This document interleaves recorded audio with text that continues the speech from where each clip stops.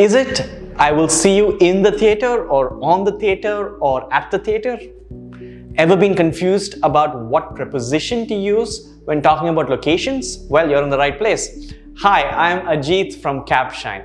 Capshine is a revolutionary learn it together English fluency program. With Capshine, learning English is easy, quick, fun, affordable, and effective, and we promise a whole new you in 6 months or less. Let's look at what these prepositions are and where to use these prepositions of location. So here are a list of these prepositions that are used to talk about locations. Don't worry about memorizing it. This is just to give you a context of what I'm talking about. And you'd notice that you use these words or prepositions in connection when talking about a place or a location that you want to be or want to describe. Let's take a look at a few examples, shall we? So, take a look at that. The sentence says, the clothes are blank the closet. So what do you think is the correct preposition for this? The clothes are, well, if you guessed in the closet, you're absolutely right.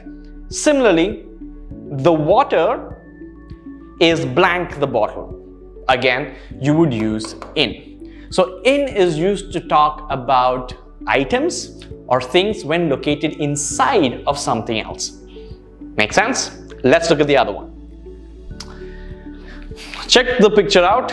It says the donkey is blank the horse. Similarly, the other picture shows a dog and the dog is sitting blank the couch.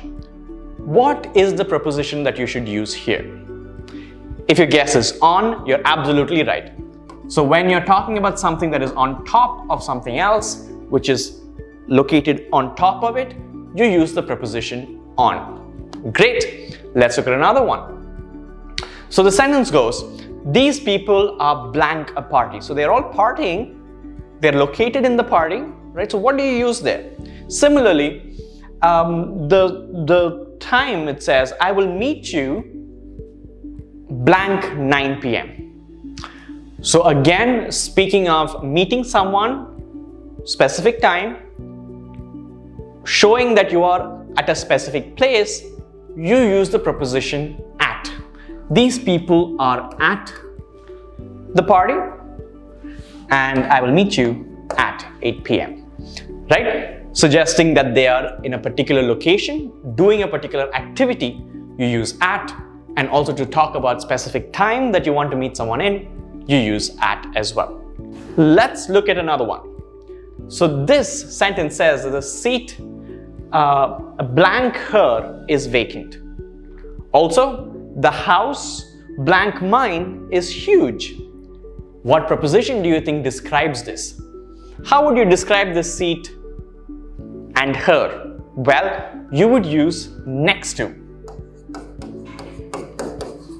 Again, the house next to mine is huge. So when you want to talk about something that's adjacent, close to, you can use the preposition next to. That's a great way to describe things that are right next to you or something else.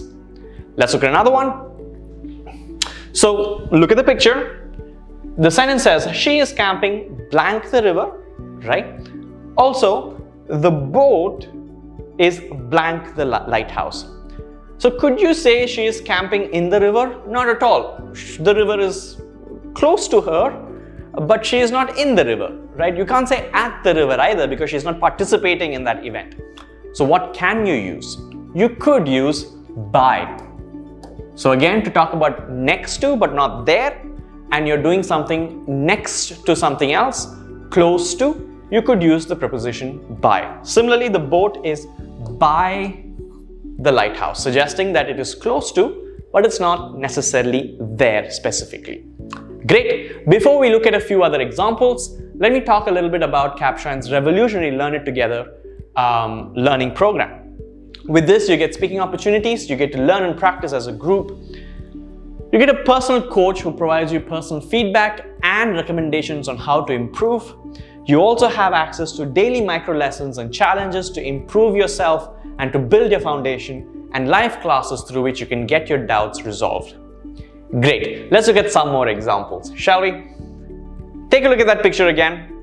How is the dog in relation to the couch or the table in this case? The dog is sitting blank the table. The girl is sitting blank the umbrella. So you could say by the table, but it is not by the table. It is under the table, right? Similarly, the girl is standing under the umbrella. So under is the correct preposition to use here, right? When something is below something else, you could use under. Great, let's look at another one. There are kangaroos and it says the kangaroo jumped blank the fence. The clouds are blank the city. So when you want to talk about something that is on top of something else, not necessarily on top per se, but above, you'd say the kangaroo jumped over. Above the fence could also be used, but over is a better usage here. The clouds are over the city, right? So they loomed over the city. On top of or above. Above is also a valid usage in this case. The airplane is flying blank the clouds. So here, think about the preposition we spoke about before. The seal's head is blank the water. So here, we could use the preposition above, right? And the seal's head is above the water, suggesting that it is not on top of per se, but it is above, right? Let's look at another one. And the sentence says, he is standing blank the mirror. The woman is sitting blank the laptop. The preposition you could use here is in front of, right? And in front of there as well, suggesting that you're facing it, you are looking at something in front of. Another one, take a look at that picture, and of course the sentence, there is someone blank the curtain and the thief is blank the bars, right?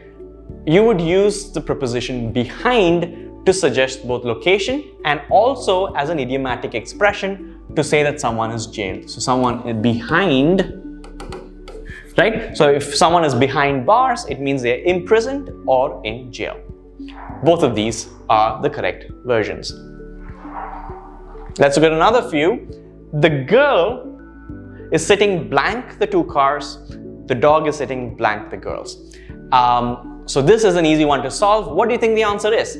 Well, if you said between, you're absolutely right.